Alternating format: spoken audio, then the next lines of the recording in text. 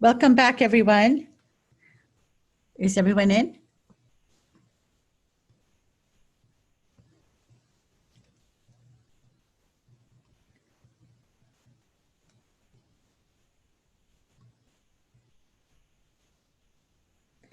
Thank you for joining us.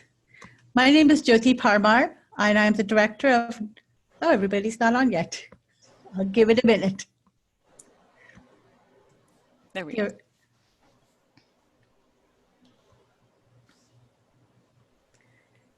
Is everyone here? 10, yes. Thank you all for joining us. My name is Jyoti Parmar, and I am the director of North Central Florida Indivisible. I am very happy to be co-hosting this event with CEE, Citizens for an Engaged Electorate. And my co-host is Lou Elliott Jones. A little bit about North Central Florida Indivisible. Our mission is to work across this region, particularly in rural and underserved communities, to name the impact of policy on our economic and general well-being, and to demonstrate the ways in which we can impact policy to our benefit. The second part of our mission, which is critically important, is to educate ourselves and to promote citizen engagement in issues that affect us so that we can all become effective advocates for ourselves, for our communities, for our families. And in that spirit, we are co-hosting this forum. Lou?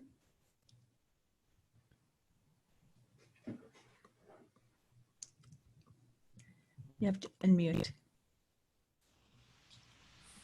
Unmute.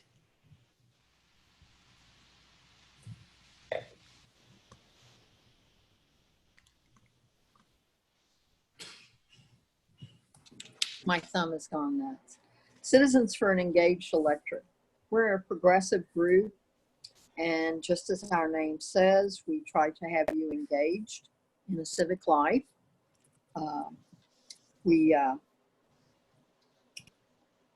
We host forums like this. We meet regularly to discuss issues.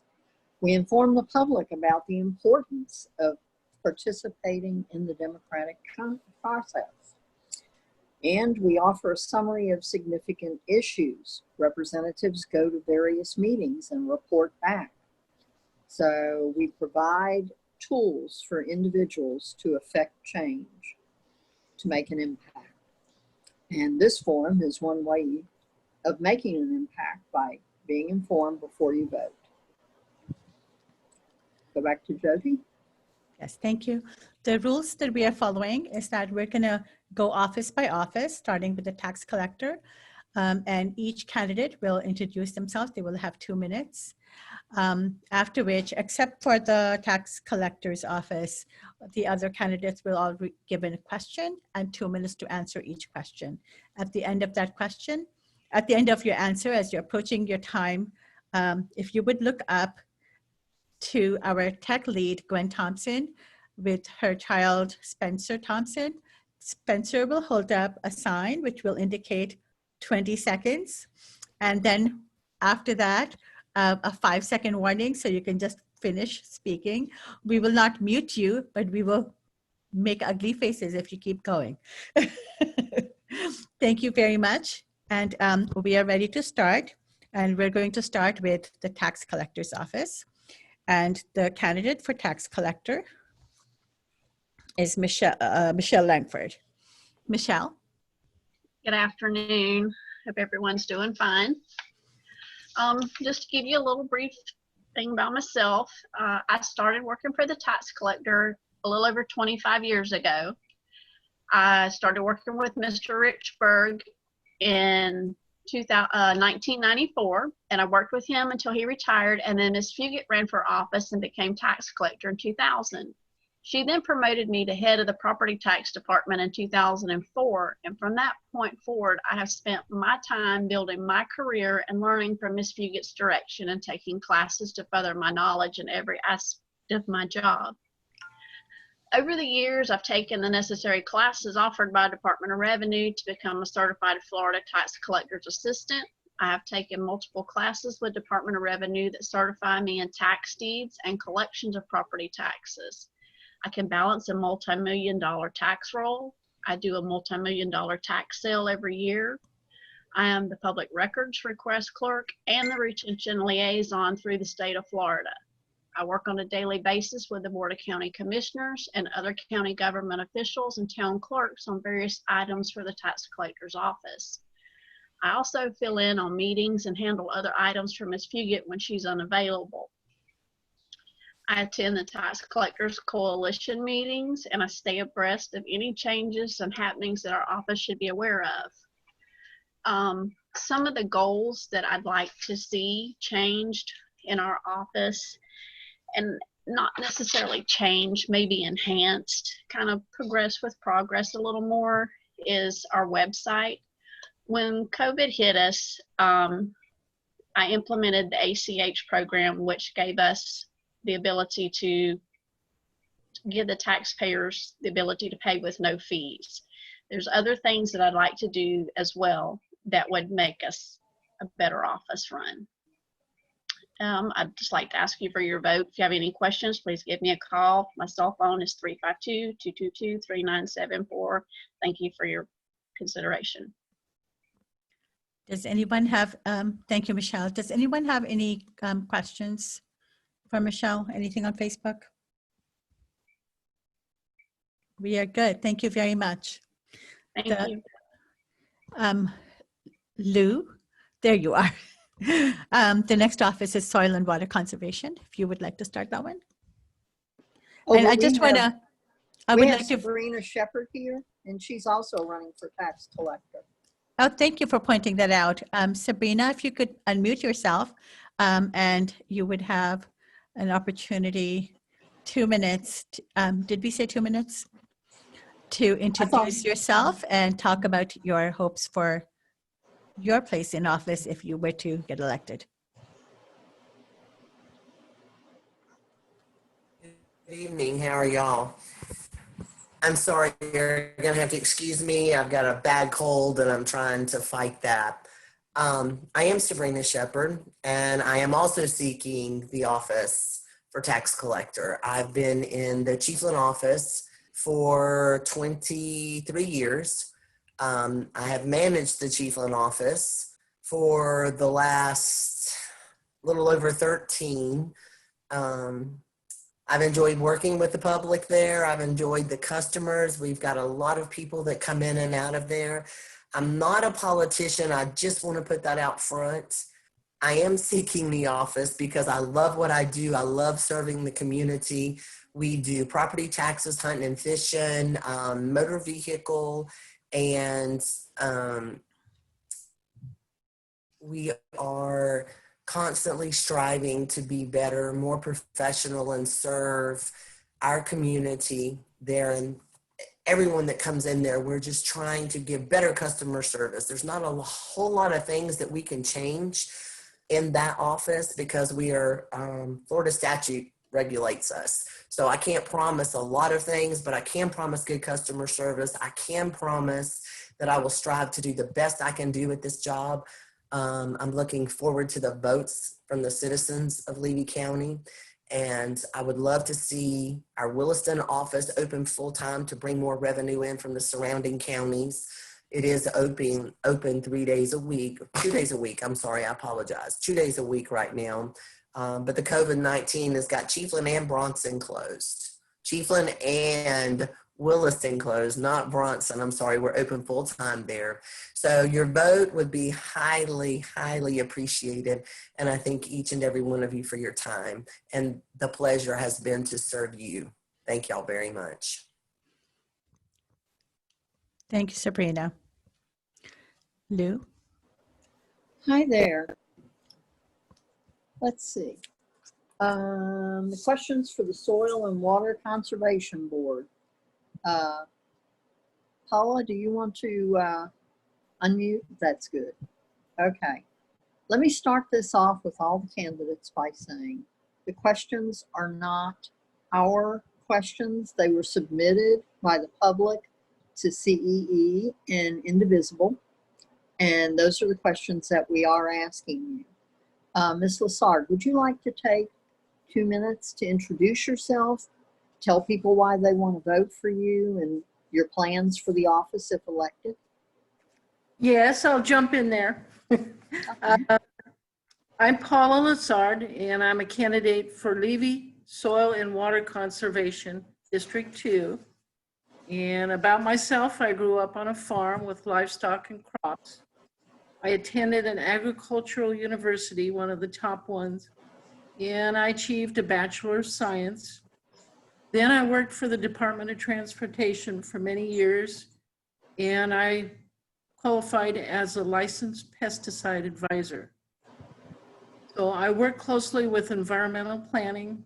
I did all kinds of impact reports. I was very much into the environment and conservation.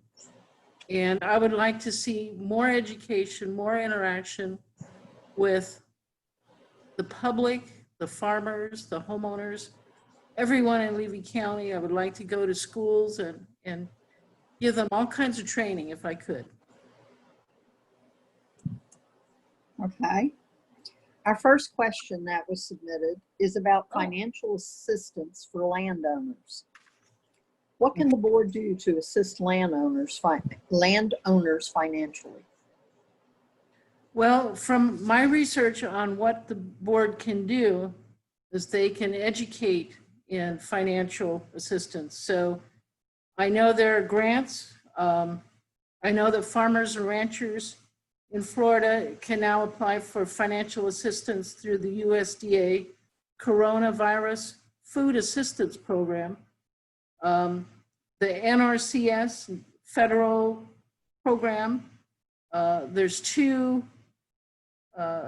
avenues there. There's the Environmental Quality Incentives Program, where you can purchase land for construction projects, loans, any type of improvement, anything agricultural, with a $600,000 maximum. So that's a big chunk of money for farmers to get involved with. And then there's the Conservation Technical Assistance Program. So there's quite a few avenues to help farmers. Thank you. The next one is on transparency and accountability. What can be done to make the board's work better known to the general public? You mentioned going into schools and such. Yes, and transparency means holding public officials accountable. So in other words, the press and the public have to be aware of everything going on in the meetings, everything that the board does, where all the funds go. I know there's not much funds in this program, but still, I was told that if we apply for more funds to get this program up and running better, that money will be there. We can do it. So there could be a big chunk of money for the board. So in other words, transparency to see everything that we're doing in the board. Okay, thank you. The next part is on demonstration projects and educational workshops. Do you believe the board should be doing more demonstration projects and educational workshops? If so, what topics do you think are most important? Yes, I do think they should be doing more.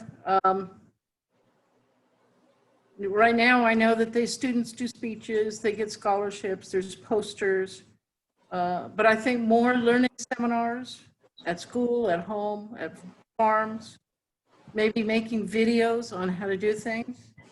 Other boards throughout the state do a lot more than this one. So I think there's big room for improvement. Backyard conservation, how to capture and store water, watershed protection. People don't even know what watershed is many times. So educating the public is very important. Okay. I think the only program I'm familiar with is one where money is given for gardens at the schools. I think I know a teacher who's done that. So under the next question is programs and partnerships. How do you plan to balance the needs of agriculture versus business and/or personal use? Recreation, yeah, and it's a hard thing because there's so much depending on the tourist industry, but farmers have a huge priority. So how do you balance that? And maybe a study needs to be done of what is going on in the county and how to improve that. Okay. Florida Department of Health, there's the Florida Department of Ag and Consumer Services, Florida Fish and Wildlife, Florida Water Management Districts, Florida Department of Environmental Protection. Maybe somebody would be able to coordinate all that and help with that study, Okay. so that it would be a great balance. Okay. Do you think climate change is real and caused by humans? And if yes, would you mitigate its damage to our coastal and agricultural communities? Or could you do Yes. anything in this position? Global warming is for real, and we need to improve our way of looking at life on this planet. And if Levy County could join all that, it would be great. Okay. One Does- aspect is lawnmowers. People What? that we use lawnmowers quite a bit, and that is a big factor. Animal gas. There's many ways we can improve Levy County. Oh, pesticide use, and there's quite a bit going into our groundwater, so I could go on and on. Does the board have any authority regarding fracking? And if it does, what is your position about allowing it or requesting bonds for damage to the sites? Well, this board doesn't have any authority. It's just a informative group, Okay. educate people, so that they have no authority. So water withdrawal would not be under the purview of the board? In other words, they need to educate people on the water levels, water tables, how agriculture impacts, how cities impact the water table. Yeah, all very important. But in other words, they can't issue any fault to anybody. It's all up to other agencies. They can report to other agencies and say, we found this problem. Okay. Would you push for the board to take an active position on Nestle's withdrawal from the springs and possibly paying a fair price? I think there's people involved with that, but this board is just Levy County, so I think it would be great if this county would work with other counties because they're all intertwined. They interact. Okay. Well, thank you very much. I appreciate it. We're going to move on to questions for the school board.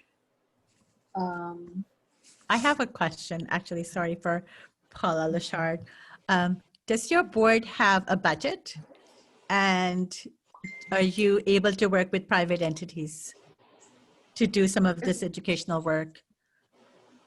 I'm like most of the public, I had no idea what this board did and that it even existed. And so when I got involved with water quality, I did some research and they have very little to do with anything going on, just educating. And like we talked about just now, if we could get involved, that would be great. Great, thank you very much. Thank you. And I guess we will move on now to the school board. And that would be Darby Allen and Tammy Boyle. Miss Allen, would you like to take 2 minutes to tell us a little something about yourself, why we should elect you, and what you will do if you are elected? Yes, ma'am. Good evening, everyone. My name is Darby Allen. I'm running for Levy County School Board District 2. I want you to know first and foremost that I'm an educator by profession. I went to college to be a teacher and later returned for a master's degree in educational leadership. so I could become a school administrator. I've been a practicing educator for 24 years now, including 11 years as a teacher in elementary and middle school, and also 10 years as a school level administrator at the elementary, middle, and high school levels. All of those years were in Levy County. Since then, the past 3 years, I've been a district level administrator within Gilchrist County, where I've continued to grow and learn professionally. Currently, our school board is made up of mostly or all businessmen and businesswomen who are not currently practicing educators. They're certainly parents of students, and they certainly are passionate about education, and they care about the future of Levy County. But our board needs a practicing educator to help balance it out. We need someone who knows exactly what our teachers, our support personnel, our administration are going through on a day-to-day basis as they keep our schools up and running. Our board needs someone that will ask questions from a new perspective, someone who will hold our district accountable, someone who has a working knowledge of many of the current educational issues, and someone who's willing to research and find new ways of approaching issues. Education is truly my passion. Students are always my priority. Once elected, I will work toward better communication within the district as a whole, improved student performance, and better recruitment and retention of quality educators. I can be contacted anytime by cell phone, 352-221-0625, and I'm truly looking forward to serving Levy County, and I appreciate your consideration.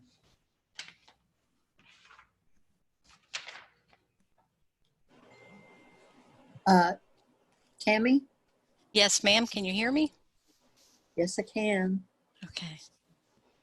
Tell us something about yourself and why you should be elected, what you would do if so.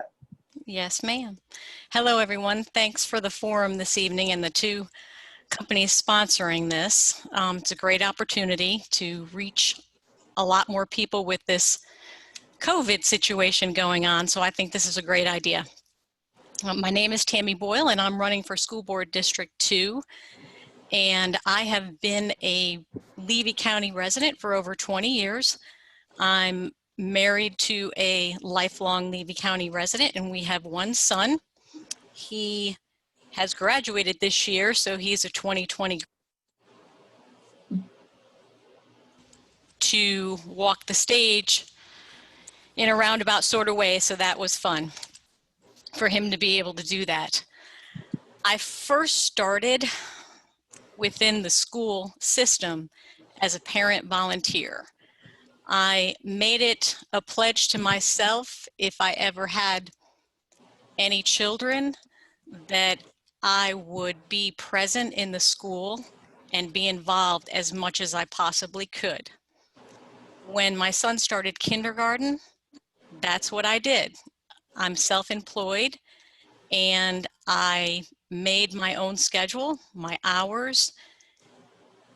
I was able to organize my business at home so effectively that I was able to spend so much time in the schools. So what I did was I first became a room mom, and I jumped on every committee that I could, student advisory, district advisory. I was part of the PTO. I was also part of putting together just recently, over about 2 years ago, starting up a booster club. And I did all the paperwork on that myself, and it was co-founded by 3 other moms. We raised a little over $12,000 to put towards the booster club, to put towards the cross-country track and field team, and purchased equipment, uniforms, warm-ups, and it really made the students very proud. I applaud those that have the education background. I think that's wonderful. There's some of us that we can't take that path. I was one of those. My passion, I want to say, for these students kept me involved in the school. Miss Tammy, Yes, ma'am. your time is up. Okay, thank you. And I want to continue to do so. So if you'll please consider me to do more for this county. Thank you.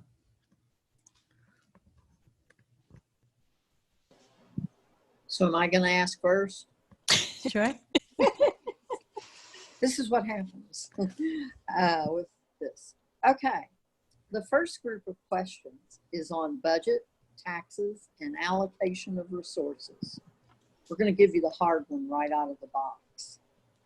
This is a yes or no. Do we have the necessary funds and supplies to open our schools safely? And please explain. Well, that's not a yes or no. Are we supposed to go in a certain order here? We'll let you go first this time. Next time, Tammy goes first, Okay. I guess. Okay. So I do think our district currently has the necessary money and supplies to open our district. We do need to look at and outline exactly what we're going to do. The CARES Act came through with a significant amount of money to help support districts as we come back to school. And so I find it very important that we go through we have to think about every school day and every moment of every school day, from the moment the students stand at a bus stop to the minute they get on a bus, to the time they get off of a bus to walk in a classroom, the direction that they'll go to a classroom. We just have to walk through step by step every second of every day to determine what will look different and how we're going to practice appropriate social distancing to keep our students safe. But we do have the budget to go ahead and start school safely, I believe. Miss Tammy, Yes, do you want me ma'am. to ask it again? Yes, please. Do we have the necessary funds and supplies to open our schools safely? And please explain. I do believe we have the funds available in the budget at the moment. I've pulled 2018-19 budget and then the current budget from the school board agenda.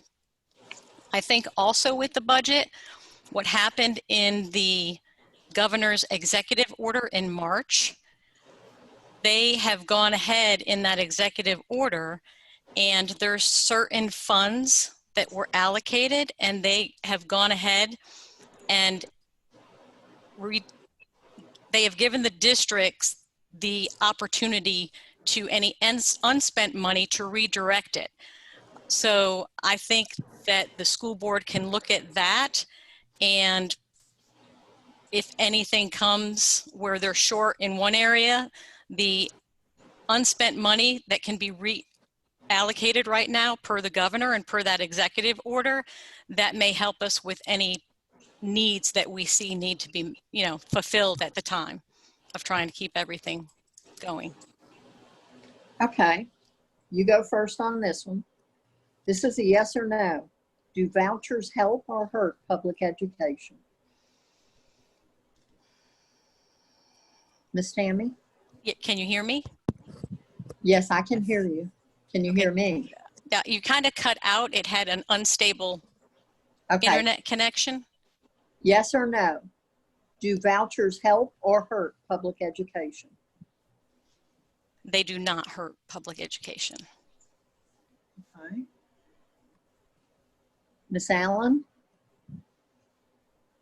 Miss Darby? Yes, ma'am. I do believe vouchers hurt public education in many ways, but I also understand and have stated before that sometimes students need to a different setting, might have to take precedence over public education's needs, but they do oftentimes hurt us, sometimes monetarily, and also sometimes just in reputation wise, when students are leaving the public school district to use the voucher for a private school or for some other alternate method of education, it does in fact hurt the public school system. Okay, now you answer first on this next one. What can you do to pressure legislators to increase the education budget? Well, the legislators need to continue to hear from school districts, and I know I've been to Tallahassee before as a lobbyist. Not as a lobbyist, I should say, lobbying for things, excuse me. I have been to Tallahassee lobbying for education before. As a school board member, I also feel that it enhances our power to certain lobbyists, to certain groups that can help us lobby. And so certainly I will continue to work with legislators and continue to encourage all educators and community members to continue to reach out to legislators and let them know about our funding. Oftentimes when you do talk to lawmakers in Tallahassee, they honestly do not know what the day-to-day, the ins and outs of the school day look like. And when you sit down and have these conversations with lawmakers, they're always quite surprised when you give them information about what things really look like and what's really happening kind of in the trenches. So continuing that pressure, I certainly will always work to contact lawmakers and also work with the board to lobby and to continue to improve all funding for state of Florida schools, and particularly Levy County. Ms. Tammy, do you want me to repeat the question? Yes, ma'am. What can you do to pressure legislators to increase the education budget? We can reach out to them very often, and I know that there's been some legislative board experts currently, and I know that they have reached out, and that's the first step. We have to look at, and a community member hit me hard one time with a tough question early on, back when I first filed in February. And I figured, let's sit down and research this and get some more information. But what I found through that question was the state and federal mandates that hit us hard. And some are funded only a little bit. But what we can do is we can contact our legislatures and possibly look at those different mandates and relay to them how they can fund more to give more back to our county, which ultimately gives more to our students. Okay, you will answer first now. Do some schools in the county suffer from infrastructure problems? And if so, what would you do to help improve and maintain the existing infrastructure? Your eyes got big on that one. We go good. I do think there's a little bit of discord in the infrastructure, and I think what we can do is look at the top. I think it starts at the top and things trickle down. I think that our school system, they need to be consistent with all our schools in the county. There needs to be consistency. There needs to be constant communication between everyone.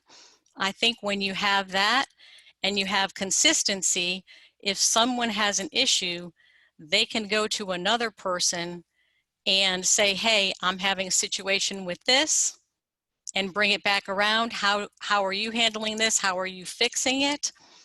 That's what I would start with. That it has to start at the top. The communication has to be there, and it has to trickle down. And I would just keep lines of communication open all the time. You have to have that open communication and honesty between everyone. Ms. Darby? Yes, ma'am. Would you just repeat the question, please? Sure. Do some schools in the county suffer from infrastructure problems?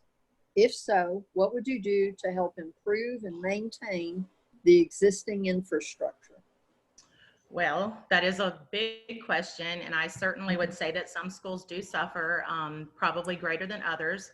Our newer schools are going to be in much better situations, both because of building. They've had better design of transportation, like dropping students off, whether it be bus or parent pickup.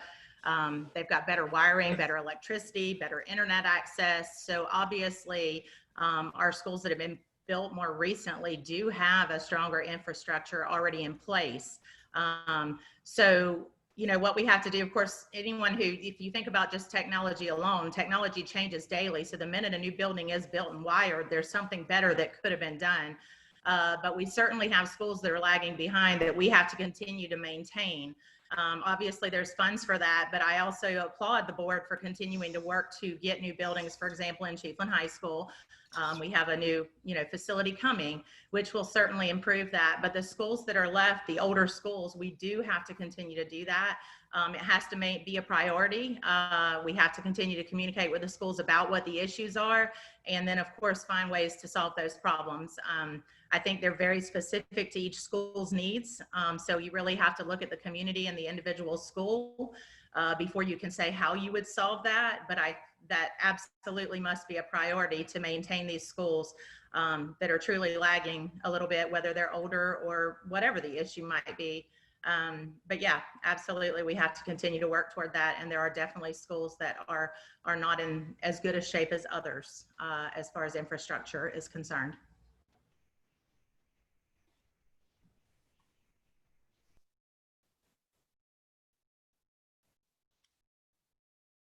She's gone.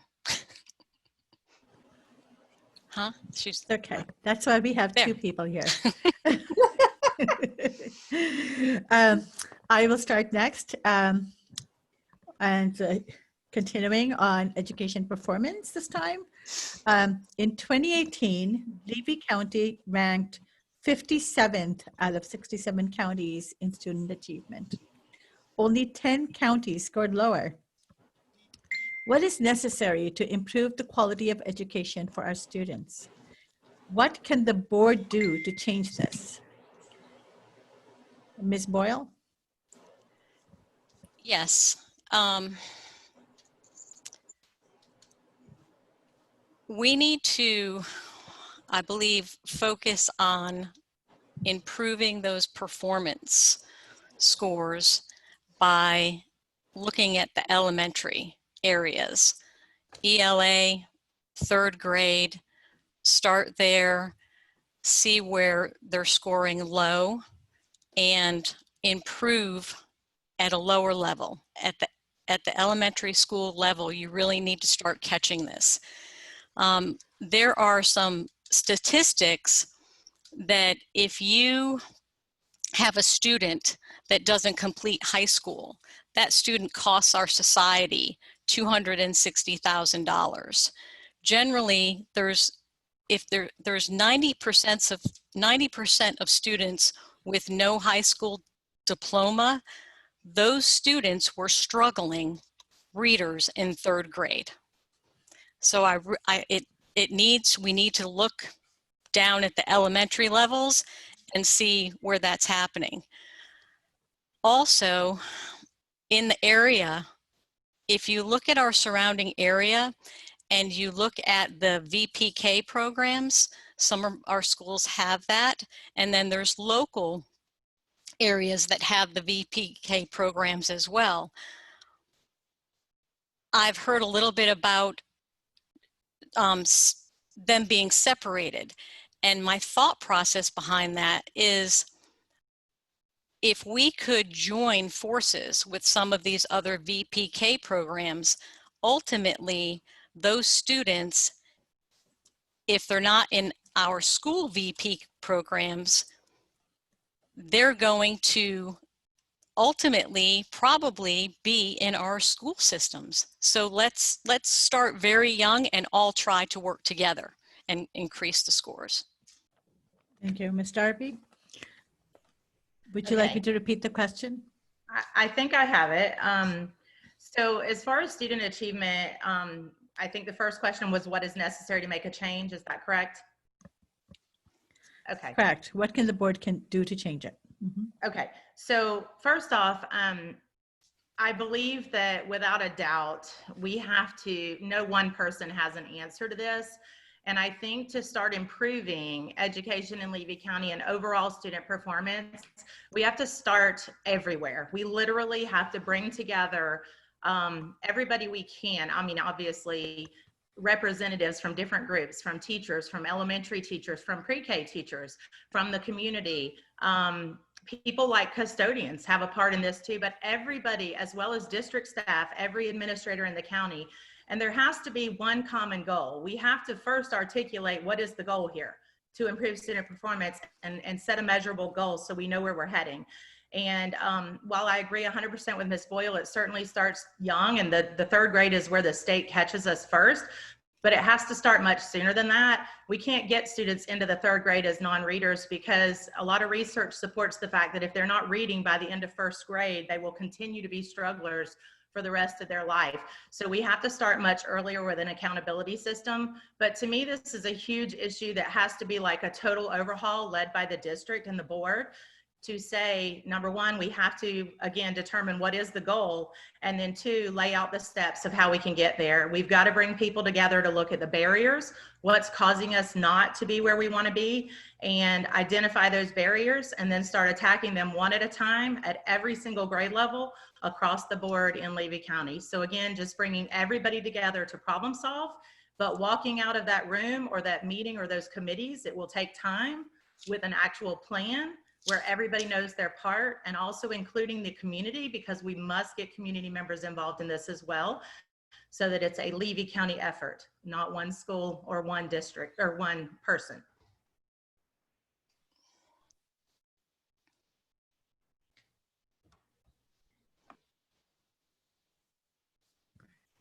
Unmute myself. Our next category is COVID-19 response, including meals for students. Do you support opening the Levy County Public Schools for in-person classroom teaching during the upcoming year? Yes or no? Ms. Darby?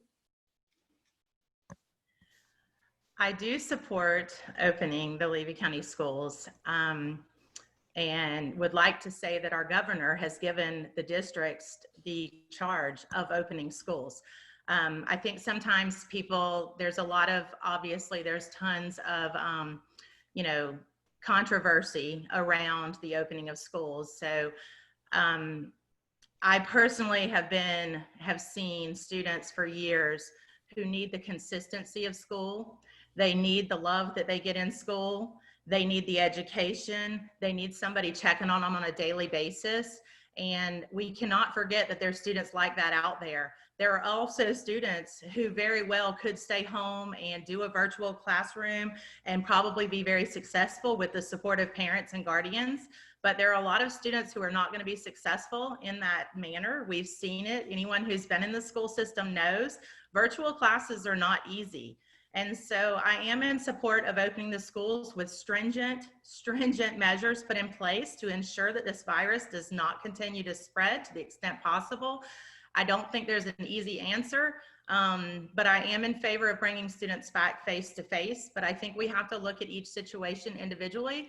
And it's going to take a while, but we do have to reach out to the parents who have concerns. And in addition, we have to reach out to the staff members that have concerns. I recently listened to a staff member at a board meeting talk about her concerns. And I thought to myself, you know, that might just be one person, but how do we know? How do we know how many staff members are concerned like that? Because she could be assigned in another role that would help support her. So I'm in favor of it, but I think we have to be very careful with what we're doing. And again, think about it step by step, every second of the day, to keep everyone safe, students, faculty, and the community.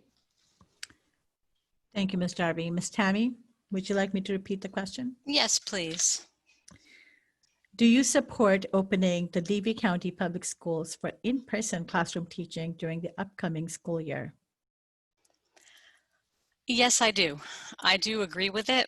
I echo some of Miss Allen's comments too about the students needing each other. They need that guidance from their teacher, from their counselors. They also need the social aspect of having friends. They may be an only child. So they need that constant interaction. And I've seen a lot of the children even the high schoolers, that when we went to all online in March and we were shut down, they had a very hard time online and staying in touch, and that was very difficult for them. You know, we have to understand that these are still kids. Even if they're juniors or seniors, they still have maturing to do. They still have to experience the world out there, and that hit them hard. And especially if they didn't have anybody pushing them. We do need to be very careful. And of course, everyone is concerned with the spread. Is it going to really amp up when we send the kids back there, back to school? Are they going to bring it home? Are their grandparents compromised? That all plays a part. I understand that. But ultimately, I believe those kids need to be back in that school for that social interaction and that brick and mortar setting for them. Thank you. The next two questions are yes or no, literally. Would you require everyone at school to wear masks? Ms. Boyle? Who's for? I would not require everyone to wear masks. I would leave it to the discretion of that person Ms. Allen?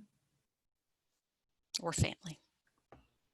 I also would not require masks for everyone at this time.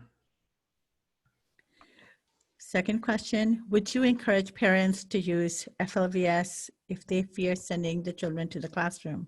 Yes or no? Ms. Darby? Ms. Allen? You're fine. Miss Darby's fine. I would encourage them to use FLVS. Well, let me back up. I would encourage them to go with the district virtual option, which Levy County has, which is generally a contract through FLVS, but I would certainly encourage the district virtual option so that FTE stays within our district. And that's for students. Again, I do have major concerns about students online. I've seen it happen. There are some students who are very, very dedicated to online work, and some of them who aren't. And I'm not going to elaborate because you said yes or no, but it does concern me. It's not for every student. Thank you. Ms. Boyle? Yes, I would encourage it. Thank you. You're welcome. The next section is school calendars. Lou, would you like to take this section? We have a lot of people watching on Sure. Facebook that I need Good. to update. Thank you. Oh, you think we should warn the candidates that people are watching? Okay. School calendar, length of vacations. One word. In your opinion, what is the optimum class size? Ms. Boyle? Tammy Boyle? The optimum class size? Yeah. Are you, well, would they be referring to elementary, middle, or high school, or everybody combined? I guess everybody combined. If you want to give it at 3 levels, go ahead.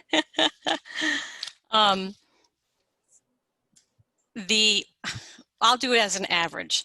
I believe the ultimate classroom size should be 20 to 25 students. Miss Allen? Darby Allen?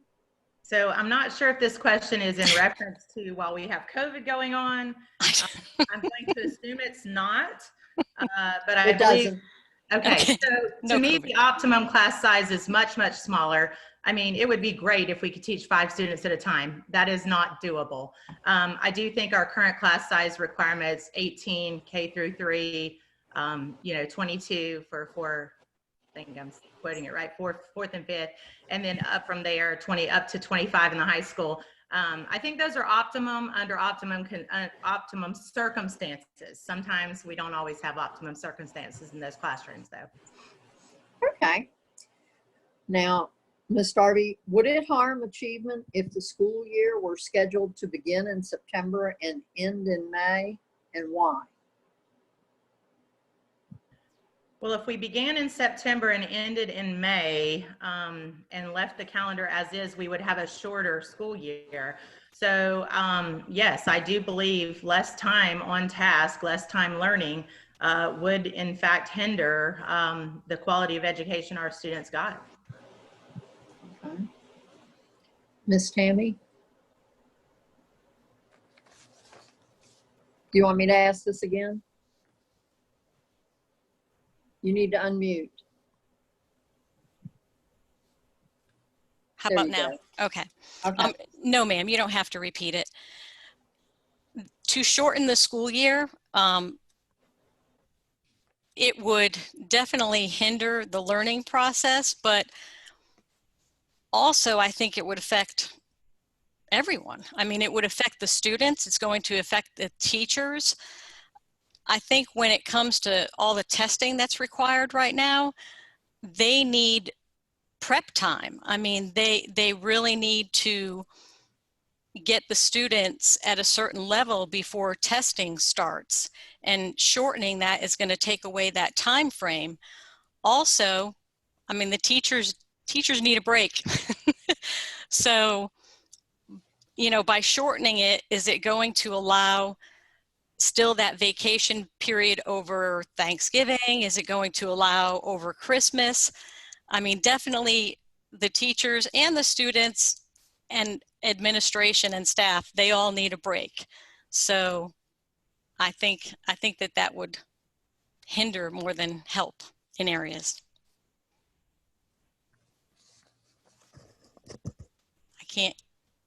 I think you're muted, Miss Lou. Here's the one that most parents gnash their teeth over. It's a yes or no. We're going to let you off easy. Do you support standardized testing?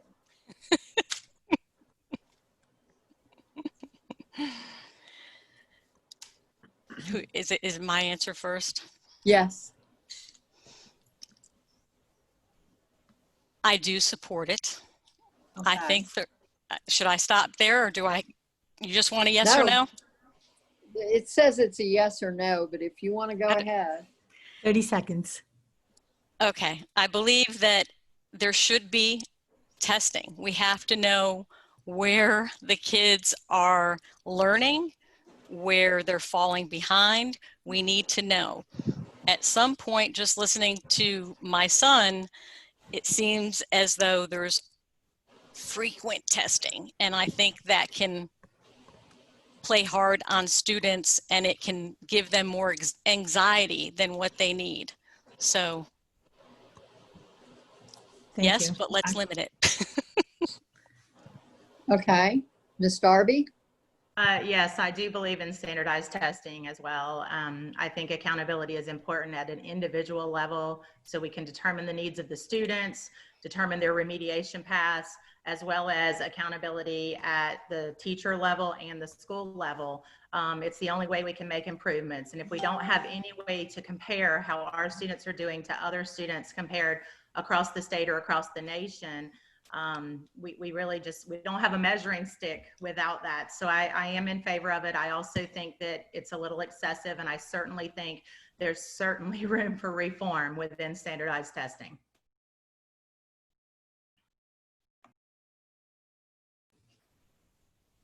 Sorry about that sneeze. Okay. Bless you. Okay, in one word, how often should textbooks be updated, Ms. Darby? Well, that depends a lot on content, but you said one word. So, I mean, yearly would be ideal, but that's not, it's not feasible. So. Okay, Miss Tammy? Miss Tammy? Yes, ma'am. They should be updated and looked at every 3 years. Wow. This is down as a yes or no. And is it appropriate for teachers to do online fundraising for classroom supplies? And no, Jeff, this isn't my question.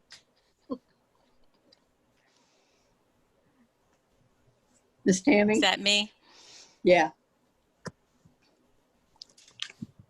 It's just Uh, yes or no. Yes or Is no? it appropriate, yes or no, for teachers to do online fundraising for classroom supplies?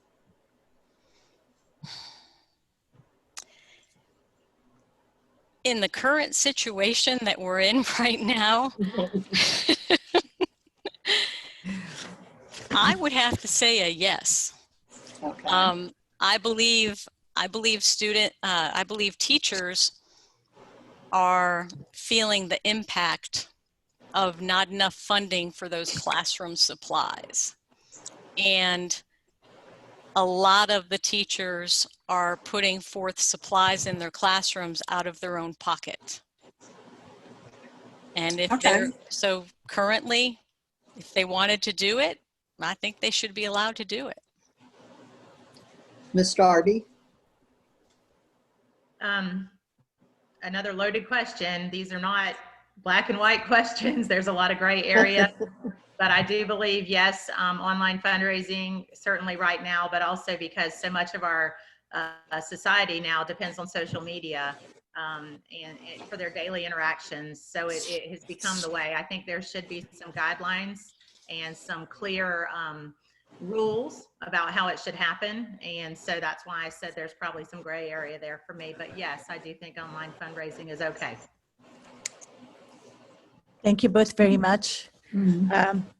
I did want to say that these questions were not generated by us. This is what the public is asking, and we have brought them to you almost entirely unedited. If you would each like to make a closing statement. 1 minute each. We're running a little bit short on time. Well, I think I'll go ahead. I believe I've said everything I want to say. I just encourage everybody to think about, do their research, and obviously choose the candidate that they feel is the best seated for the board. I, of course, believe that I'm that person due to my experience in education and my knowledge base. And I believe that our current board does need an educator on there. We need someone who knows what it's like in the trenches. I've been there with the teachers. I've been there closely with the custodians, with the bus drivers, who I have an immense amount of respect for. And I just think somebody who's been in it in that capacity is what our district currently needs. And I have the passion, the desire, and the determination to do what it takes to serve Levy County. I will be there, and I will be an open ear to anyone, and I will be available to you. So I urge you to consider me as you make your vote on August 18th.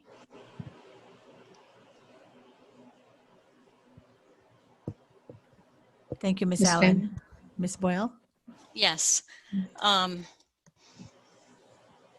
also would like to ask the citizens of Levy County to consider me for your vote for School Board District 2. I have also been in the schools, I know, as a parent volunteer for the past 13 years, and that constitutes a little bit of those trenches. And I've gained the trust of many teachers. Another passion that I have for the students is I've done all these volunteer hours and within the school system for the love of those students. It wasn't a job. I didn't get paid for it. I will continue that same work schedule so that I will be available on a full-time basis, because I believe a school board member should be a full-time job.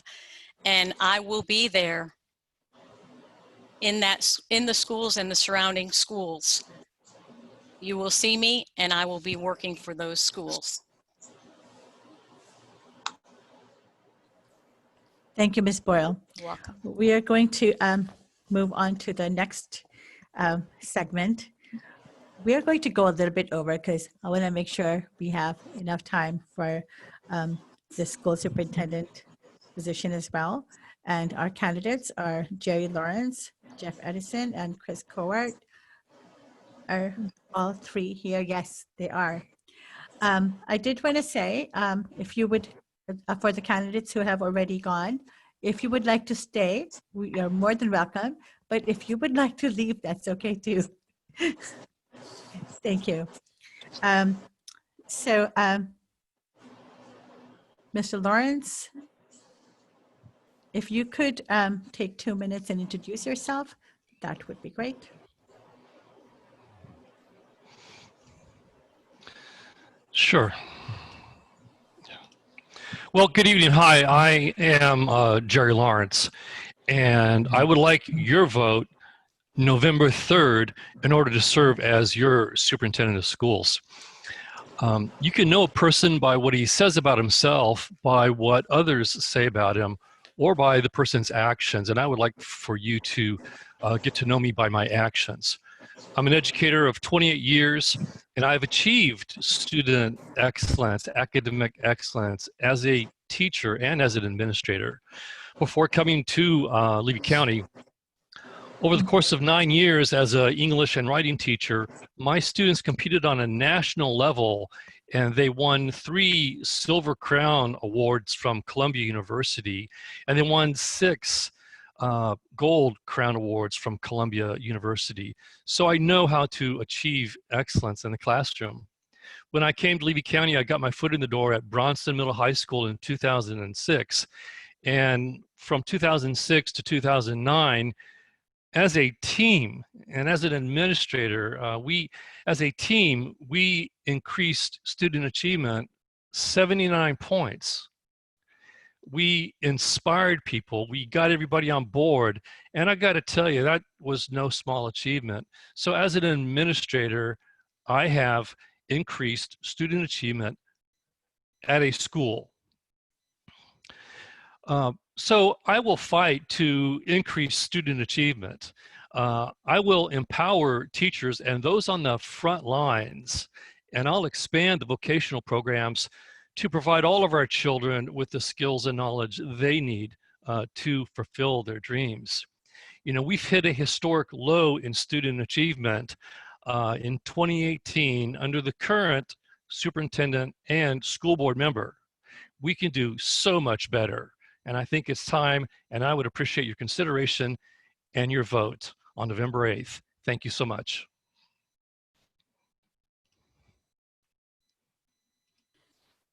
Thank you, Mr. Lawrence. Do we have a lag? I am experiencing a little bit of a lag. Gwen, can you hear me? Hi. I think that's with Mr. Lawrence's background. It may not be possible to turn your background off. You may be in, like, a room that you're not quite ready to show, but I'll close some other windows. How about that? That would help. Thank you. Okay. For the next person, Mr. Edison, would you like to take 2 minutes and introduce yourself?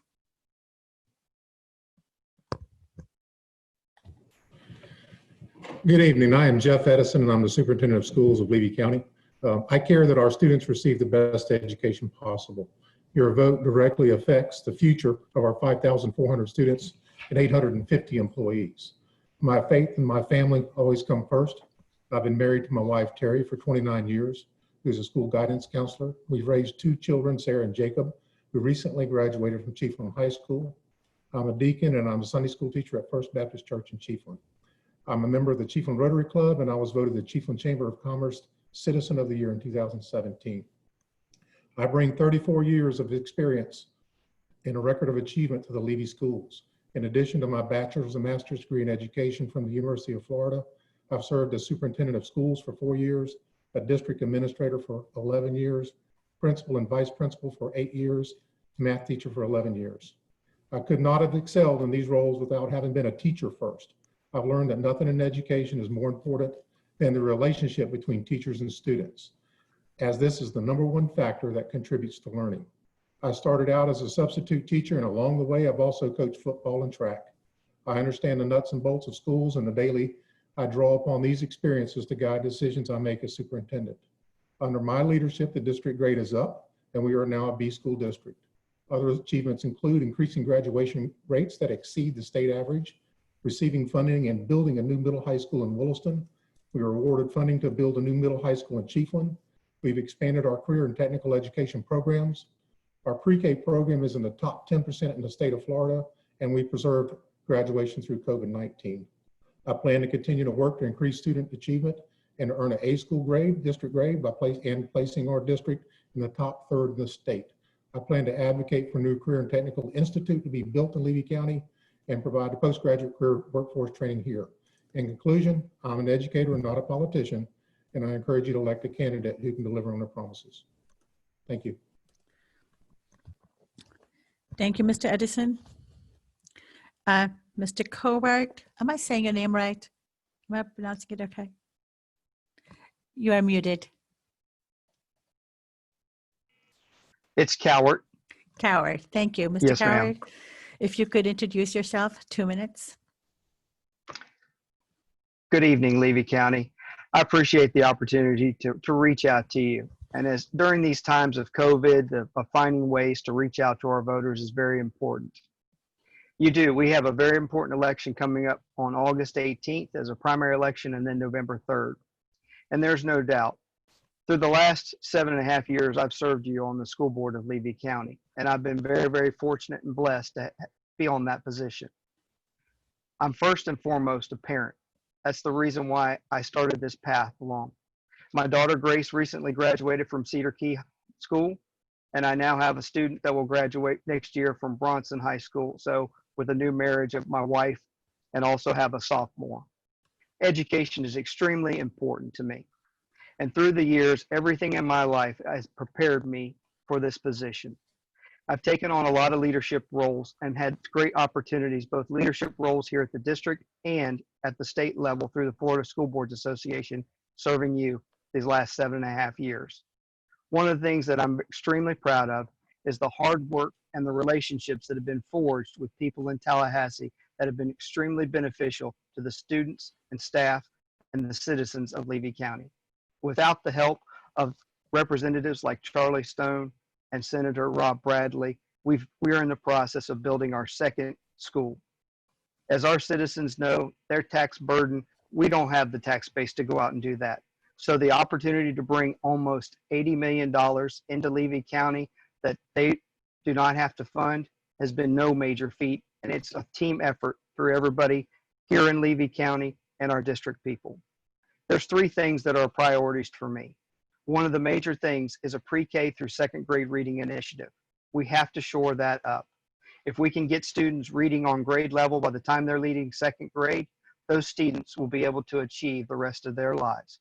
It's a proven fact that if they're not reading on by grade level 3rd grade, they will continue to suffer academically throughout their career. The second thing is to advocate and to continue to increase career and technical in Levy County.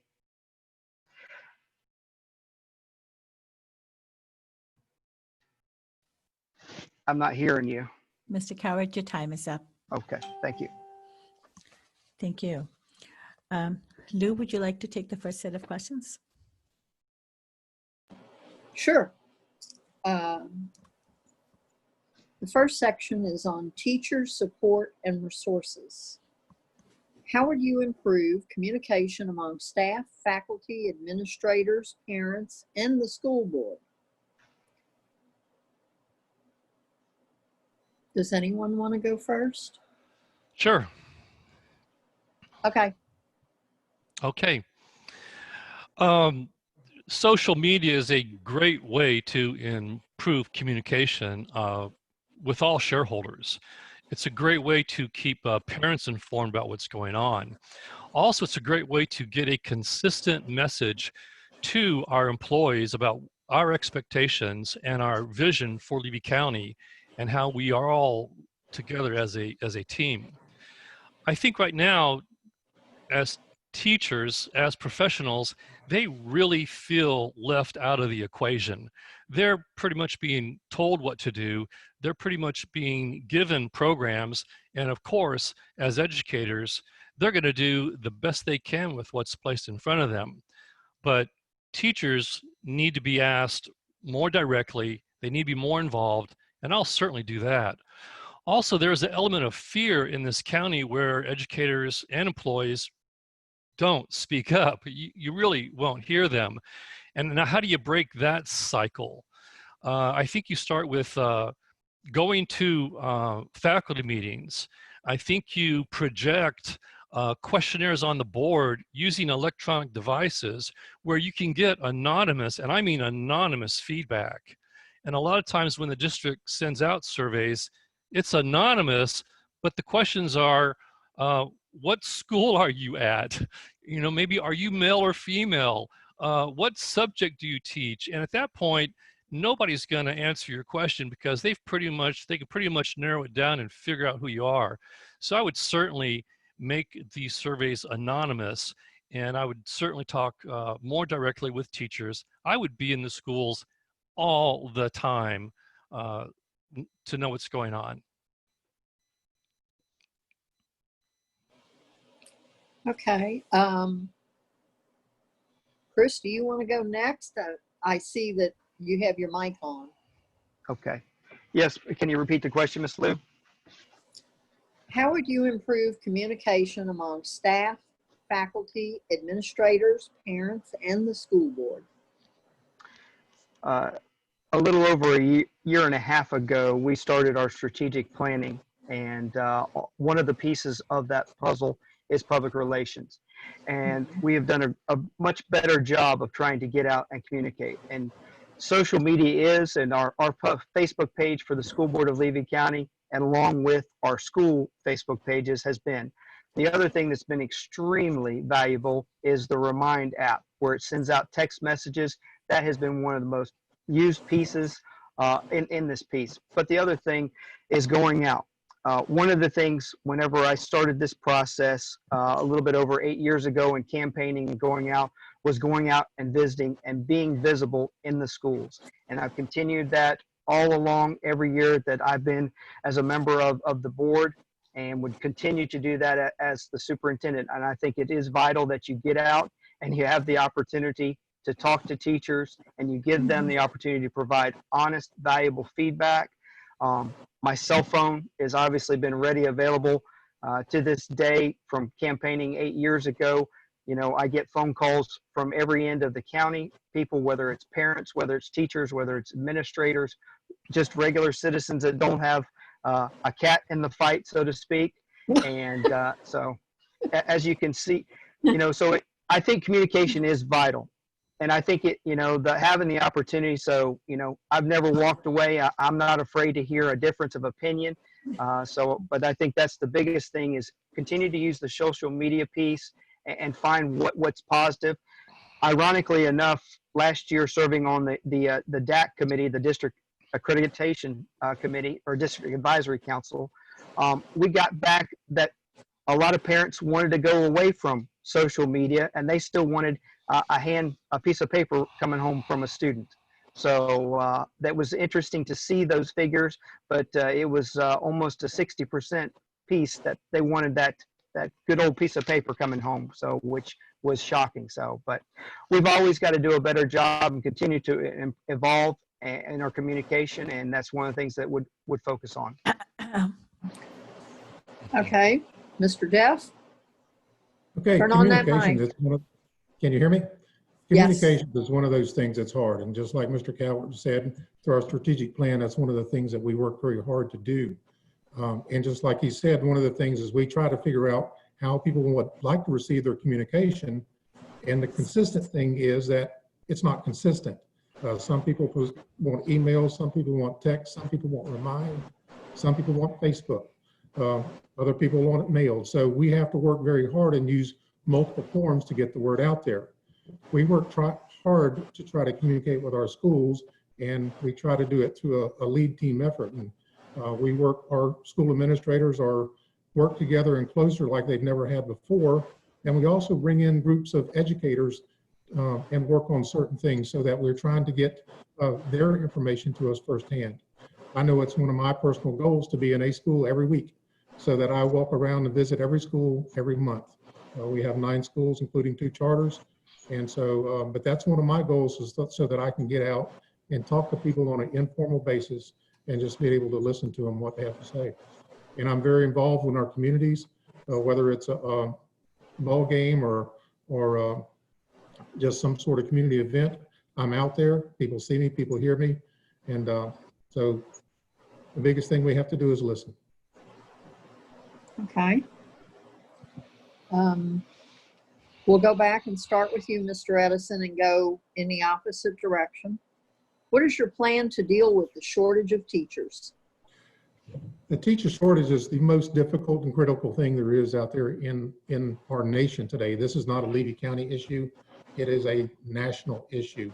And when you look out and you see all kind of states around the nation recruiting globally for teaching positions, it's a big deal.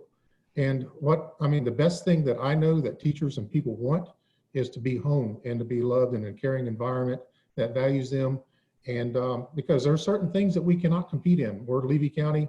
We don't have the tax base that a lot of counties have, but there's a lot of things that we do have. One of the things that in our strategic plan that we've done is a public relations piece.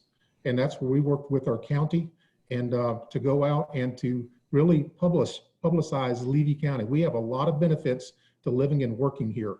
And so we really want to make those things known, and we want to attract those people to Levy County to not only just work, but to live and play. But the teacher shortage is critical, and I don't care where you're at. And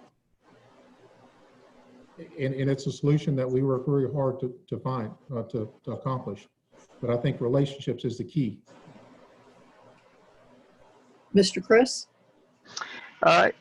Obviously, it's a nationwide issue. One of the things our board has done, that's taken an approach that we increased base teacher salary to start off with. And we were the top, touching every county around us, we were ahead in that. The other thing that I think that we've got to do is take a look at homegrown.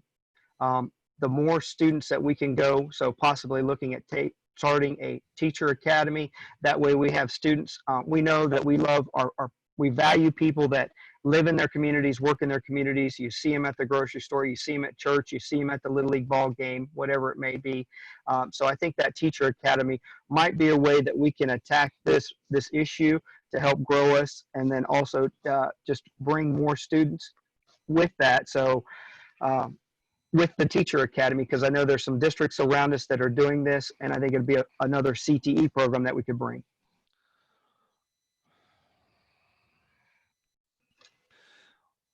Well, I've got a different take on this.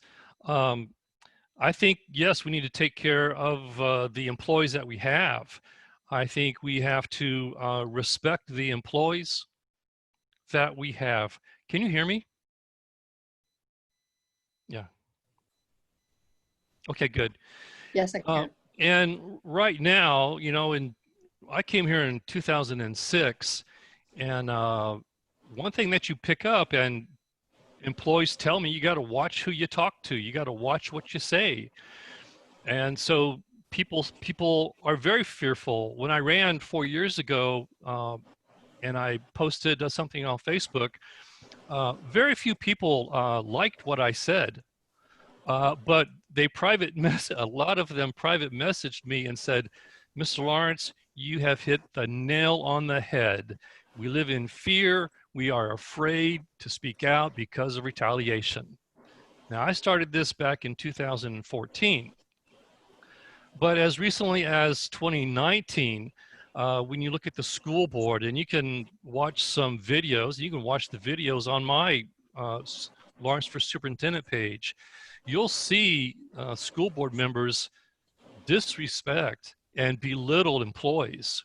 So it starts from the top, and we need leadership that respects employees, and we need people standing up for us today. That's how you'll keep the people that we have right now, and that's how you'll attract new people. The word will get out that Levy County truly does respect and honor the professionalism of all their employees. But the problem is that we have leaders, and this is why I am running, because our current superintendent and our current school board member, when the other school board members are attacking employees, they sit by and they allow it to happen. So where is the leadership, and when does it start? Thank you.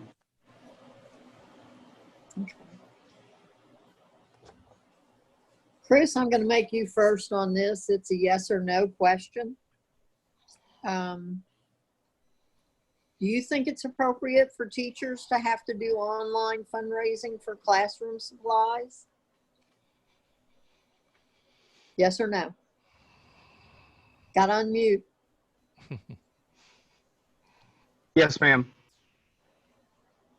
You think it's Yes. appropriate? Okay. Mr. Edison? Jeff? Mr. Jeff? Yes. And you want Mr. any Jerry? qualifiers? What? Do you I'm want any sorry. Qualifiers? It said yes or no. Yes. You're for it? Okay. Yes, ma'am. Okay. I'm going to take a bit off, and you're going to get questions from Jody. Okay. The next category is budget, taxes, and allocation of resources, which we know is critical in school boards, in school districts. So your question is, do you have the necessary funds and supplies to open a school safely? What can you do to pressure the legislature to increase education budget? Who has not gone first yet? Okay, I'm going to pick Mr. Lawrence. Okay, hey, well, thanks for picking me. We do have the necessary funds to open school safely. And as far as the legislature goes, you just got to keep knocking on the door, keep pressing the case, and do the best we can. But I want to tell you right now, I think the one job that we have to do as superintendents is to raise student achievement. And we can talk about doing a lot of different things, and we can talk about how well we get along with the legislature. But the whole point is that we can raise student achievement really by just improving the relationships and involving the professionals on the front line. It doesn't take an extra penny to respect people.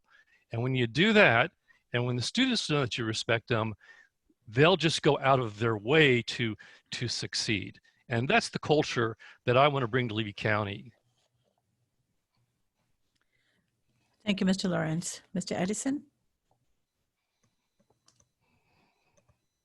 All right, do we have enough money to open schools safely? Yes, but we have been consistently losing ground when it comes to school funding. For example, this year, we get paid based upon what's called an FTE, or full-time equivalent. And our FTE this year, our rate per student has gone up $40 per FTE. However, the cost of insurance, the Florida retirement insurance to the School Board of Levy County, it went up $80. We would have to have an $80 increase to fully cover the FTE requirements. So in other words, that means that's $40 less. And so the one thing that we are constantly losing is the amount of flexible funds that we can use in our schools on a day-to-day basis to increase our teacher salaries and provide those other supplies and do the things that we need to do on an everyday basis. But do we have enough money to open the school safely? Yes, we will. And we're fortunate that we received some CARES Act dollars this year that will help offset some things and place to help us do that. But we are lagging behind this year based upon the current allocation. Thank you, Mr. Edison. Mr. Cowart? Will you repeat the question? Sure. Do we have the necessary funds and supplies to open a school safely?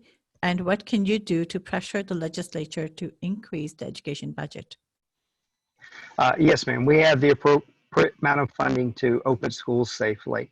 And then in regards to the legislature, pressuring anybody never is a good thing. And I think that's one of the things when you develop relationships with people, that's the reason why that we've been able to get 2 new schools built in Levy County, because of those relationships that have been forged. And so I think that's the thing. One of the best things that we can do is invite our legislators to come to our schools and see our kids in action and to see the successes of those kids. And that helps then lay the groundwork whenever you go to Tallahassee for asks for things like a new Chiefland Middle High School. But yes, ma'am.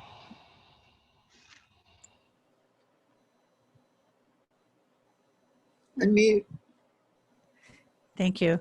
The next one was asked as a yes or no question, but I'll give you all 20 seconds to try and answer. Will you address infrastructure problems in the school, but in light of the budget problems, how would you address them? Mr. Cowart? Yes, ma'am. I think we always go through, we have like a 5-year work plan where we address things. Obviously, we have new schools that are being built and newer schools, but you have to prioritize things. But yes, I would address infrastructure needs to make sure, that's one of the things that you go through, and that's the reason why we do the 5-year work plan, is to address those things. Mr. Edison? Mr. Cowart's right. We do have a 5-year work plan that we revisit each and every year to prioritize our school district needs. And we do have different schools that are in different places. We've been fortunate through the special facilities to upgrade some of our schools. And but we do have schools that have been built with a hodgepodge and that we have to have to pay a little more attention to. Mr. Lawrence? You just got to take care of them on a regular basis. It's an ongoing thing. Thank you. Lou? Gentlemen, we have reached 9 o'clock, which was the end of when we said we would have this. But we still have questions, and we still have people online who are listening. Do you mind going on? This is a yes or no. Not at all. Yes. Okay. Okay. So, school opening in the fall is likely to include online learning at home. Can you ensure that every student in Levy County has internet access and a device for online learning? Let's start with Jeff Edison. Got on mute. I'm on mute. There we go. Currently in the district, last year we received from DOE 2,000 computers. And so right now we will be able to be, if we one-to-one, almost all the way down to kindergarten. But the problem is not the computer, the problem is the connection. And can I guarantee you that we have the connection? No. This is something that is a big deal here in Levy County, not just from an education standpoint, but from a business standpoint. And it's something that we have been lobbying for, and has been part of our boards and our objective and lobbying for years. And to have the proper broadband connection within here in our county. So can we get a device to everybody? Yes. But can we connect everybody? No. Chris Cowart? Yes, ma'am. As Mr. Edison alluded to, we are one-to-one with that. And, obviously the problem is having access to capable internet, because a lot of people have internet, whether it's through their phone, but they may be limited on their data plans and things like that. So no, we will not be able to ensure that every student has internet capability to be online learning. Jerry Lawrence? So with online learning, you need that access. And so I know that the district was working on mobile labs, getting some vans, and I know that requires funding. Well, I also know that the district approved funding for AVID training this summer, and that was a 3-day training at the cost of right under $100,000 for 117 teachers. And AVID basically started out with giving students the skills on how to be better organized.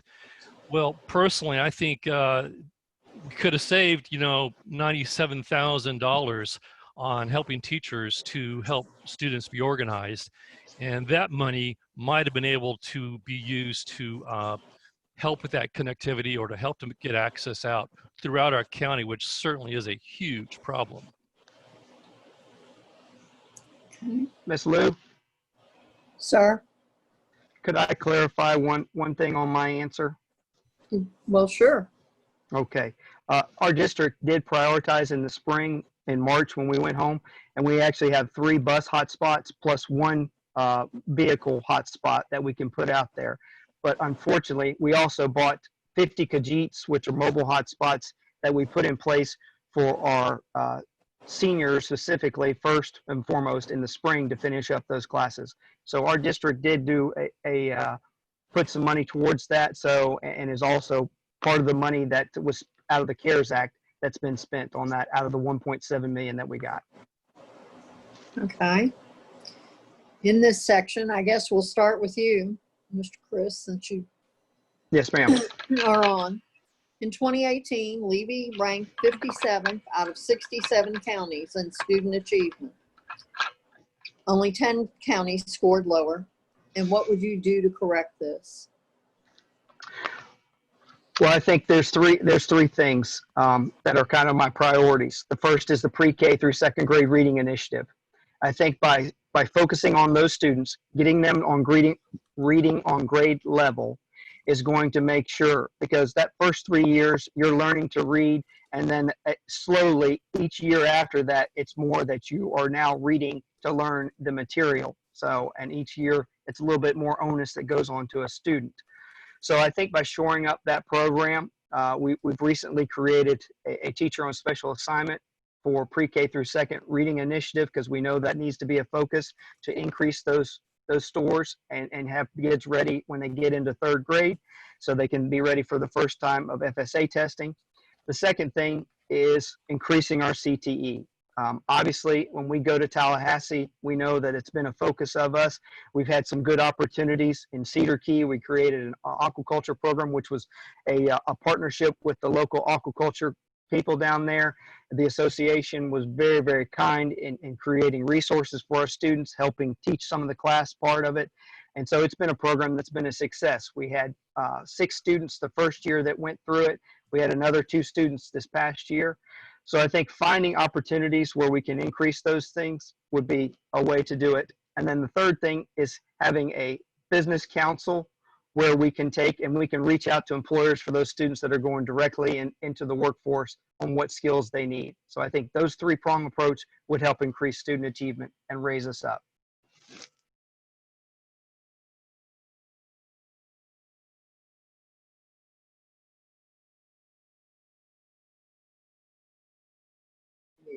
Mr. Jerry? Hi. Mr. Lawrence? Okay, hi. Yeah, I'm a little disappointed, obviously, when it comes to student achievement, when you rank 57th in 2018 out of 67 counties in student achievement.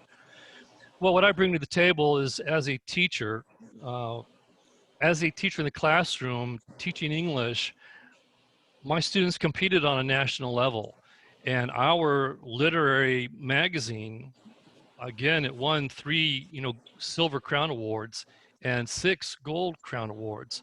So I know what excellence in the classroom looks like. I know what it feels like. It's got a particular taste to it, and you know it.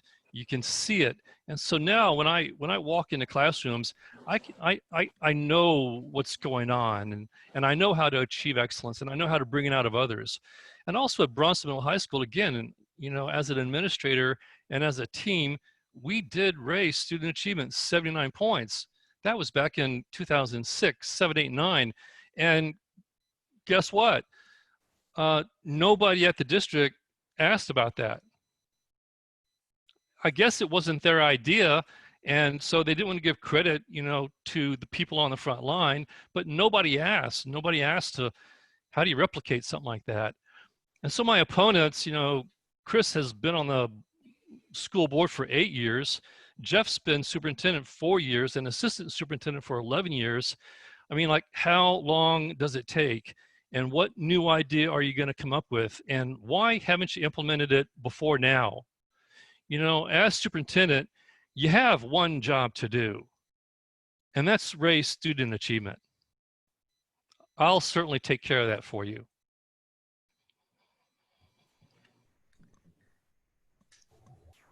Jeff Edison? Okay. I think you ought to look back at data that's newer than 3 years old, because in 2019, we went up 6%, and we were a school grade of B. Matter of fact, we are 4% from being an A, and 4% higher will give you in the top third in the state of Florida. And the school grading formula is not a hierarchy, a ranking from highest to, because B is above average. And we are above Citrus County, we're above Marion County. Do we have a lot of work to do? Yes, we do. We started off with our VPK program. That's the first thing that we did, and I took to the board to make a full-time VPK all day. And right now we are in the top % in the state of Florida. We also implemented a community outreach program to reach these kids before they get to VPK. So we're working on that. We've started implementing what's called standards-based report cards in K through 2. And we've done it in kindergarten and first grade. COVID-19 cut short the second grade implementation. But it's about teaching the standards with appropriate rigor, okay? And then using the instructional practices that are the best. And so what we've done is we've gotten cohorts of teachers together to really work together to develop curriculum maps that are aligned to the standards and incorporate the best teaching practices. And we put the teachers in charge of developing what we need to be doing in the classroom.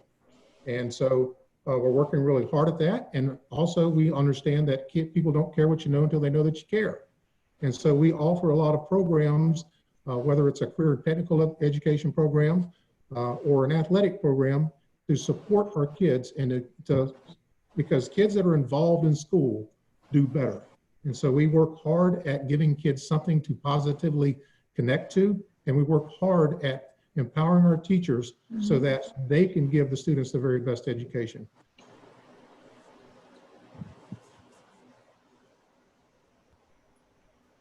Gwen?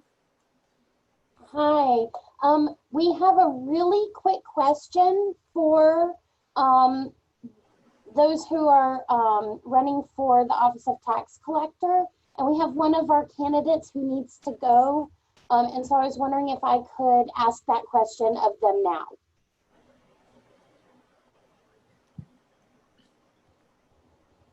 Go ahead. Sure. Okay, thank you so much for indulging me. Let me jump back and find that question. Okay, so the question is about accounts of, so this question is for Michelle Langford and Sabrina Shepard. There have been reports of people's voter affiliation changing when they register for a driver's license, and or when they renew or update. And they said you can do this you can get your driver's license and do those updates or renewals at the tax collector's office. When they do that, their political affiliation has changed to NPA, so no party affiliation, without their knowledge, permission, or awareness. Florida has motor voter laws. Drivers often don't learn that this has occurred until it is too late to vote in a party primary of their choice. How would you handle these issues? Can Ms. Shepard, can you speak first, please? Yes. The motor voter laws that is true. Anytime we renew a driver's license or do a duplicate address change, it doesn't matter. We have to ask the customer if they're registered to vote. If so, if not, would they like to be? And they will tell us yes or no. At the time of that's the only time we can do anything with the motor voter is during a driver's license application. So it's up to the customer to tell us if they want to change their party affiliation. We ask the question, and if they say yes, we change it, then we do. But we also print out the actual application and give to the customer. They look over it. So they know if their party's been changed or has not been changed. So if it's been done incorrectly by the clerk, it should be called at that time.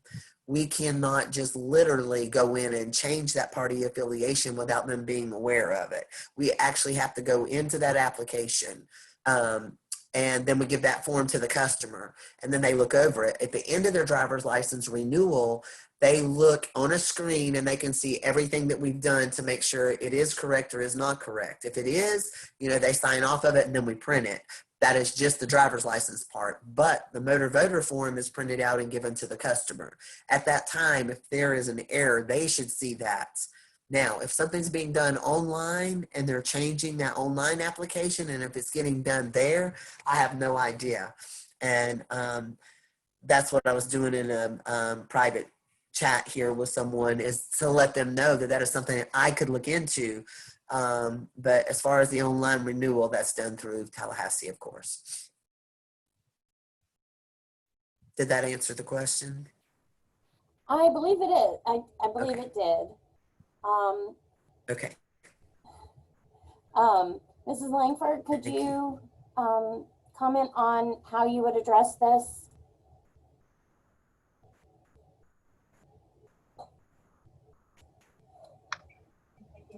What Ms. Shepherd said is true. All that is accurate. I would like to see a few things posted somewhere in the office so that the customers were more aware of the motor voter laws, just so that they can stay abreast of what's going on. Thank you.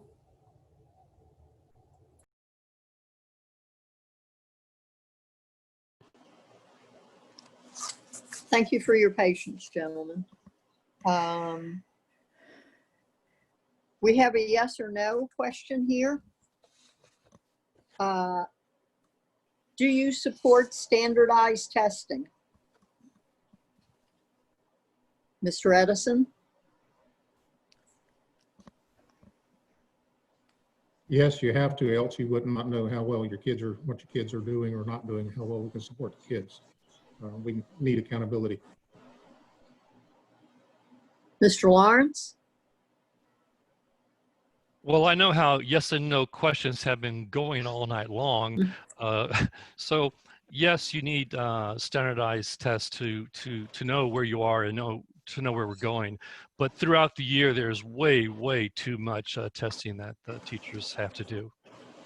Okay. Chris Yes, Cowart? Yes, ma'am. I wish that they would go back to the original intent of the standardized testing, which was to diagnose so you knew where a student was, not to penalize a teacher.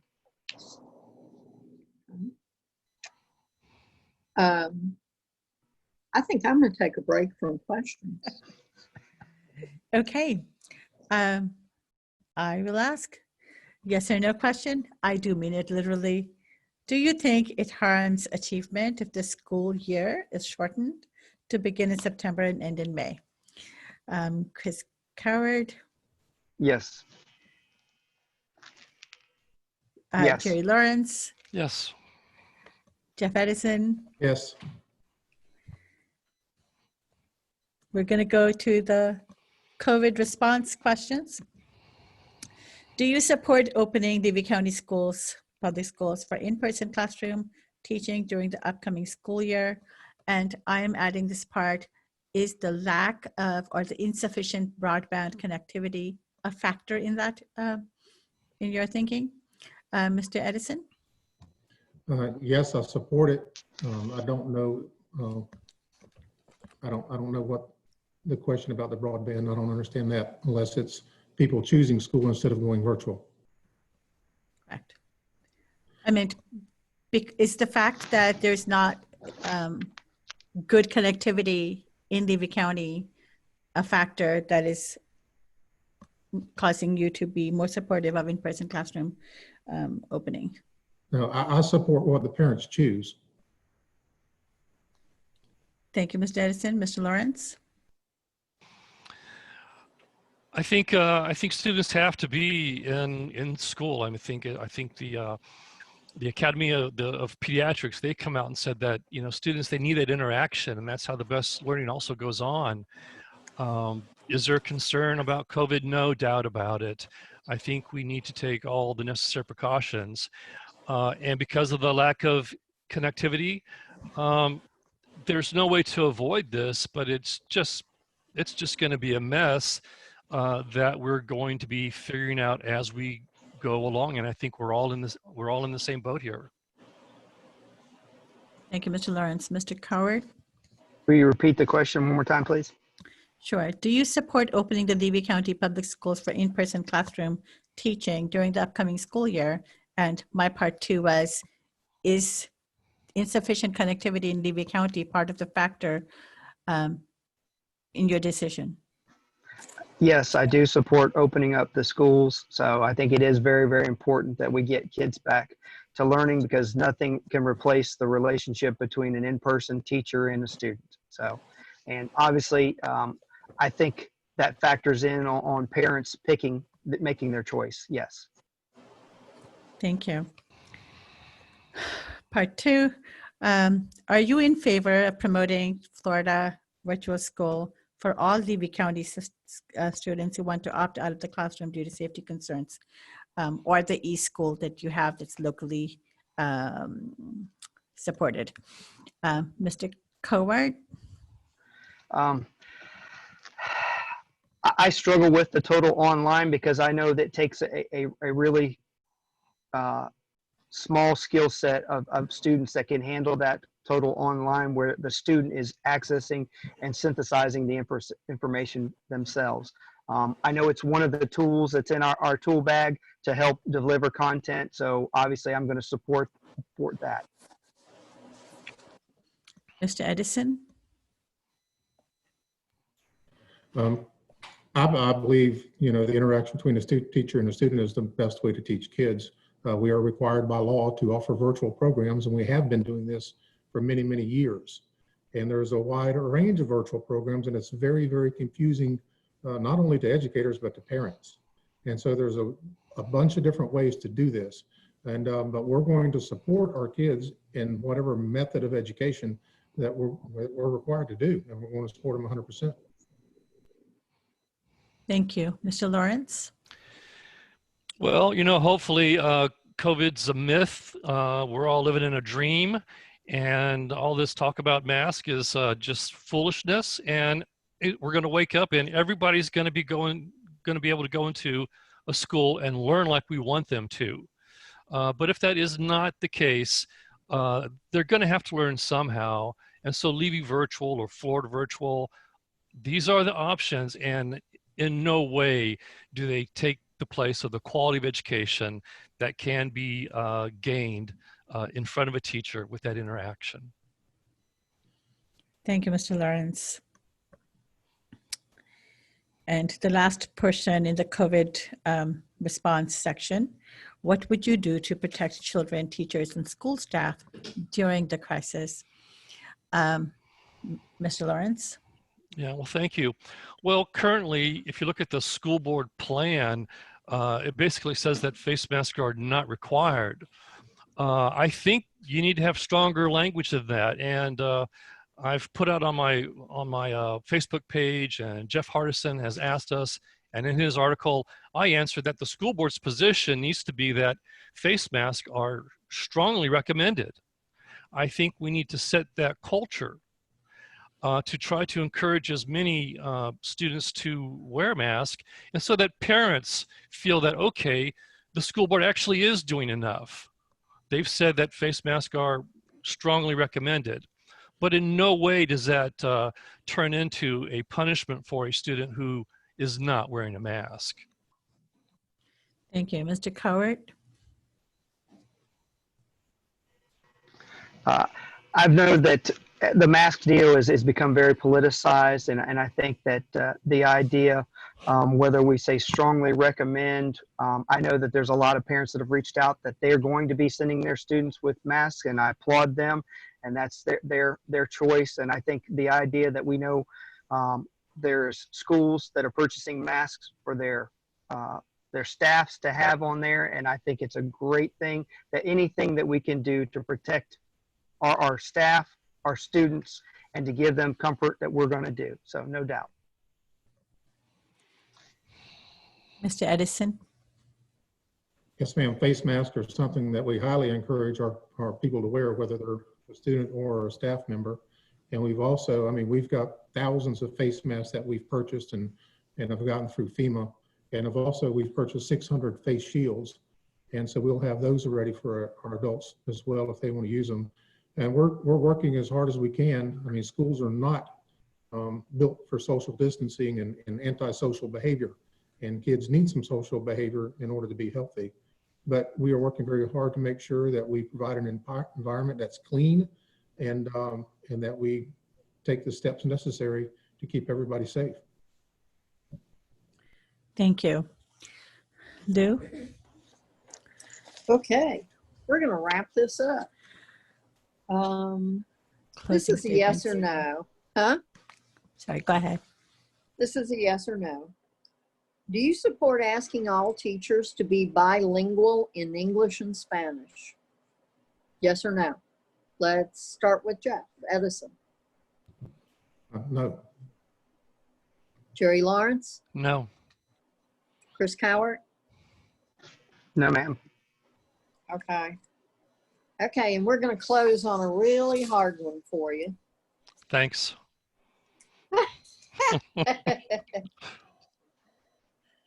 What do you see, and it's a good one too, what do you see as the biggest challenges for the superintendent of Levy County Schools in the next 4 years? Let's start with Jeff Edison again. Well, like I say, I've been in education for 34 years, and you've seen a lot. And in my 4 years, my office has gone through a park shooting in Parkland. And did I ever see that schools would turn into what they are now? And as far as the security measures and having to have active shooter drills once a month and to have every door locked in the school, never would have visioned that. So that is something I never saw coming. Did I see a pandemic coming and trying to open schools in the middle of COVID-19?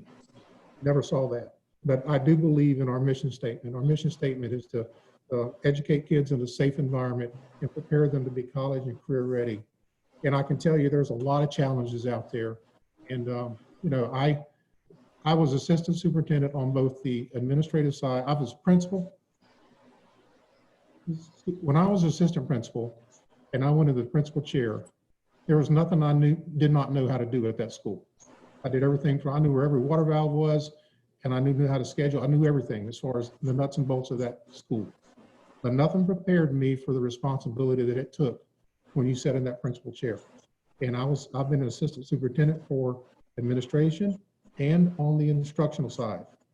And to sit here and to say that that's adequately prepared me, I know a lot. I've had a lot of experiences, but the experiences that come down that you got to deal with day to day that are new, that are unprepared, and that you have to have a guiding set of principles and things that you work with and act with on every day. And that's how you make decisions. But I can tell you, I did not see Parkland.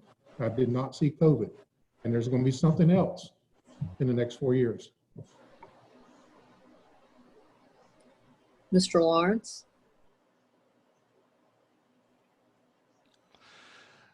Safety is a huge concern, of course. Every parent wants to know that when they send their child away in the morning, that they're going to be coming back in the afternoon.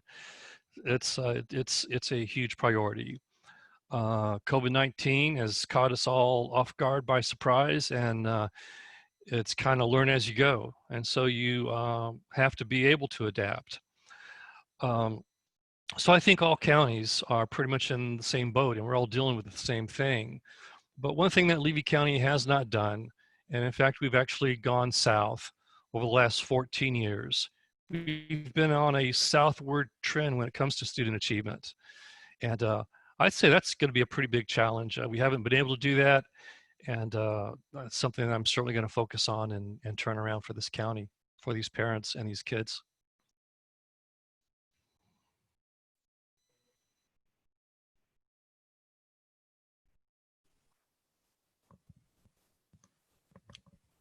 Go ahead, Chris Cowart. Can you repeat the question, Ms. Lou? What do you see as the biggest challenge for the superintendent of Levy County Schools for the coming 4 years? I think the biggest thing is having everybody on the same page, where we speak one voice. And I think that's one of the things that communication is vital, of making sure that, you know, education is a three-prong. You know, it takes the student, it takes the teacher, it takes the parent, and their involvement are all vital. And so I think if we can do a good job of communicating what our goal is and what our new programs that we start, things that will be going on and things that will make it, our students want to succeed. And I think, you know, we have really good people that work in our school system. And I think they're ready to be turned loose to do great things. And I think our students are ready to be turned to do great things. And I think that in looking at some of these avenues of where we can improve, I think that's the other thing is taking a look at what efficiencies and things that are not working, then we need to change. But we have some time-honored traditions that are very, very great success in Levy County. We need to continue those. So that's where I'm at.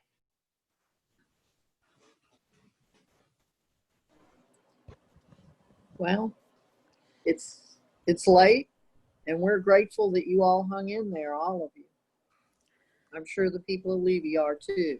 Jody? Yes, thank you very much for joining us. We went 30 minutes past our expected time. There were a lot of questions, and we are honored that you joined us and took the time out to do this.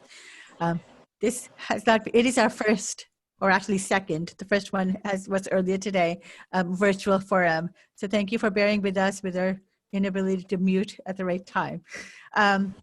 I did want to remind all those who are still watching that they are able to register to vote up until Monday, in person till 4:59 p.m. at the office, online until 11:59 p.m. And if you do not register by then, you will not be able to vote in the primary elections, which is August 18th. However, you will still be able to register. At some point and vote in the generals on November 3rd. So all the candidates here are up for election for the. This is not the primary. This is not the general for you, right? It's two different parties. It's the primary. On August 18th. Yes. It's a primary. And you will have on the primary ballot, on the Republican ballot, you will have Chris Cowart and Jeff Edison. Yeah, thank you for clarifying that. Yes. In November, the winner of that primary will face Jerry Lawrence, who is no party affiliation. Darby Allen and Tammy Boyle it's a nonpartisan race. I believe that goes on both. Yes.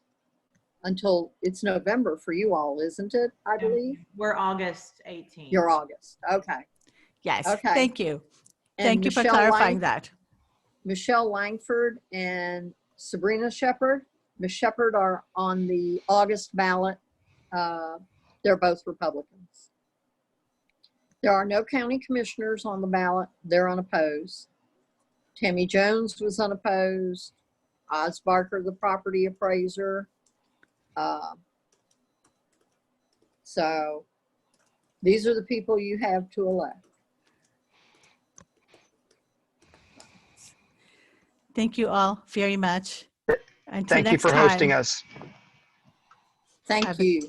Have a good night. Yeah, thank you. Good night. Good night. Yes, Miss Midnight. It's over.